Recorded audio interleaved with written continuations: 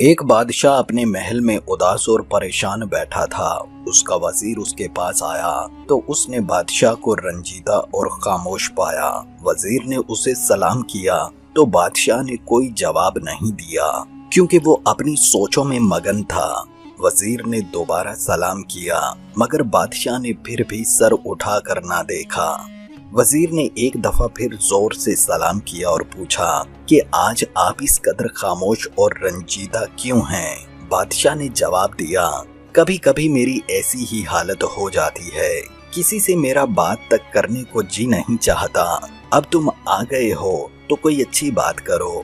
وزیر نے کہا کہ آج آپ کا شہر میں گشت کرنے کا دن ہے، اگر مناسب سمجھیں تو لباس تبدیل کر کے شہر میں چلیں، اس طرح آپ کا دل بھی بہل جائے گا۔ بادشاہ یہ سن کر تیار ہو گیا۔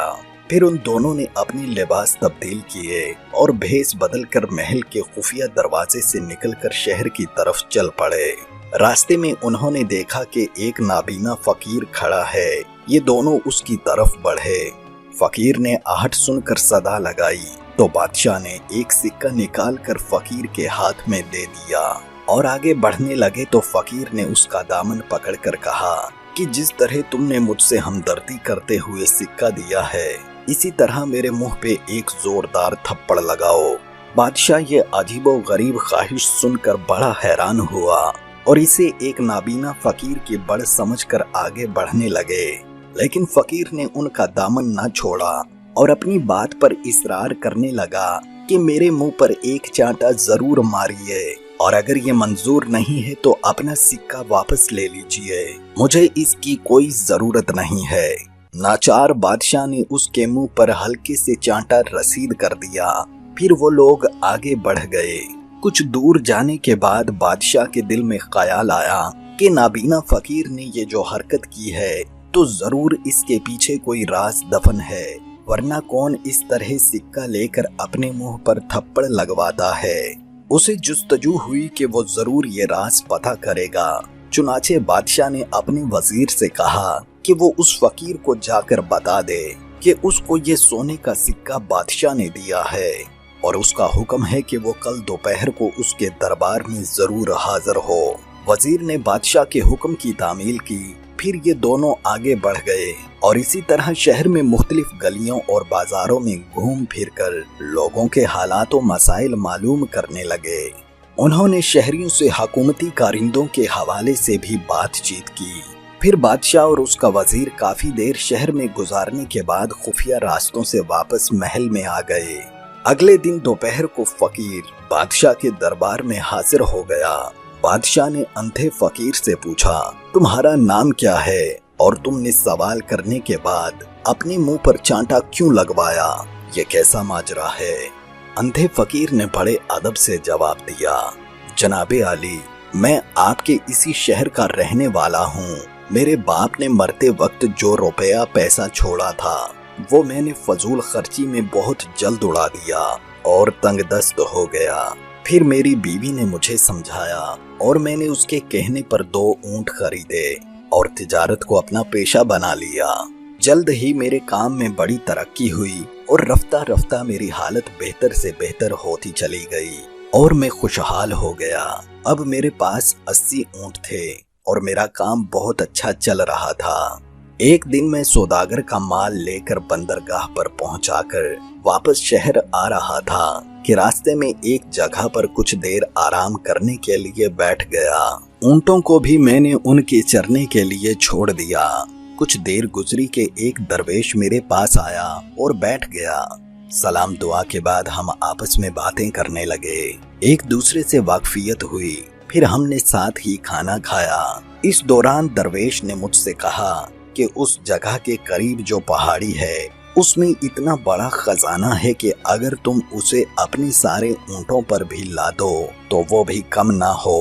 یہ سن کر میں لالچ کے گھیرے میں آ گیا اور میں نے کہا کہ یہ خزانہ مجھے دکھائیے۔ درویش نے کہا کہ میں اس شرط پر تمہیں یہ خزانہ دکھا سکتا ہوں کہ تم اپنے آدھے اونٹ مجھے دے دو۔ میں نے اپنے دل میں سوچا کہ اپنے 80 اونٹوں میں سے 40 اس درویش کو دے دوں گا تو بھی 40 اونٹ میرے پاس بچیں گے۔ खजाने से भरे 40 ऊंट भी मेरी कई पुश्तों के लिए काफी होंगे। इतना बड़ा खजाना 40 ऊंटों के बदले मिल रहा है तो ये सौदा कुछ बुरा नहीं है। चुनाचे ये सोचकर मैंने दरवेश से कहा कि मुझे तुम्हारी ये शर्त मंजूर है। इस पर दरवेश ने मुझसे कहा कि मैं ऊंटों को लेकर उसके पीछे पीछे चलूं। हम थोड़ी दूर होंगे कि एक पहाड़ी दर्रा नजर आया। ये दर्रा चूंकि बहुत तंग था इसलिए ऊंटों को एक कतार में करके दरवेश के पीछे पीछे मैं उसमें दाखिल हो गया। कुछ दूर चलने के बाद दरवेश रुक गया और कहने लगा कि हम खजाने तक पहुंच गए हैं, ऊंटों को यहाँ बिठा दो। मैंने उसके कहने पर ऊंटों को बिठा दिया। फिर वो मुझे लेकर आगे चला। चंद कदम चलकर उसने लकड़ियां जमा करके आग जलाई और आग पर कोई खुशबूदार सफूफ छिड़क कर कुछ पढ़ने लगा जिसे मैं नहीं समझ सका। चंद लम्हों में अचानक जमीन लरसने लगी और एक जगह से फट गई। जिस जगह पे जमीन फटी वहाँ एक आलीशान दरवाजा नजर आया। दरवेश ने मुझे इशारा किया कि आओ और फिर हम दोनों उस दरवाजे के अंदर दाखिल हो गए। जब मैं अंदर गया तो मेरी आंखें हैरत से फटी की फटी रह गईं। हर तरफ हीरे जवाहरात के अंबार लगे हुए थे। मैं उसको देखते ही लालचियों की तरह झपटा और ये जरो जवाहिर अपने ऊंटों पर लादना शुरू कर दिए।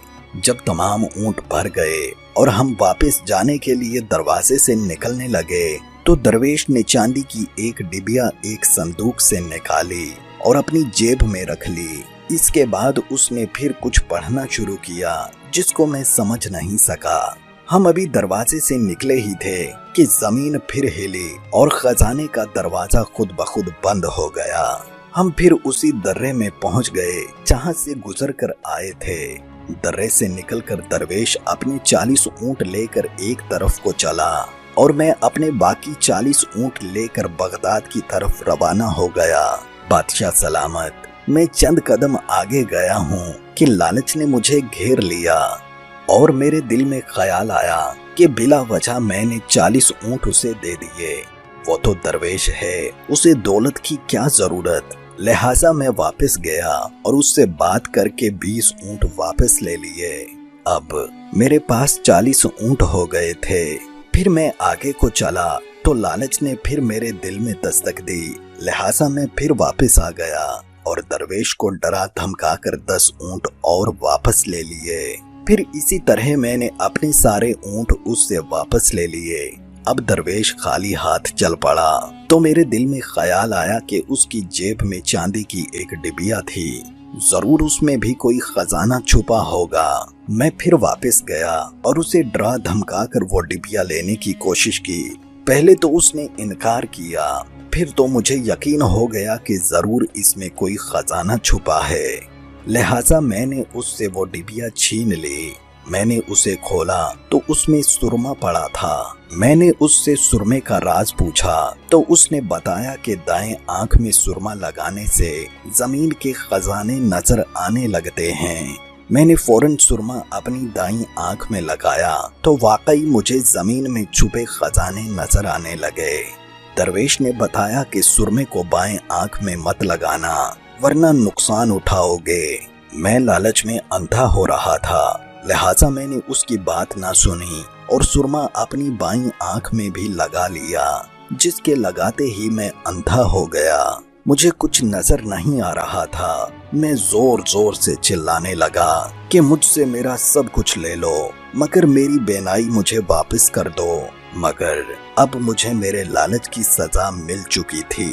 वो दरवेश सारे ऊंट और चांदी की डिबिया लेकर चलता बना और मैं वहीं ठोकरें खाने लगा। फिर मैं गिरता पड़ता शहर वापस आ गया और उस दिन से आज तक भीख मांग कर गुजारा कर रहा हूँ। अब मुझे जो कोई भी रकम देता है तो मैं खुद को सजा देने के लिए अपने मुंह पर चांटा जरूर लगवाता हूँ। बादशाह ने फकीर की दर्दनाक कहानी सुनकर कहा कि तुम्हारा तो बड़ा इबरतनाक अंजाम हुआ है।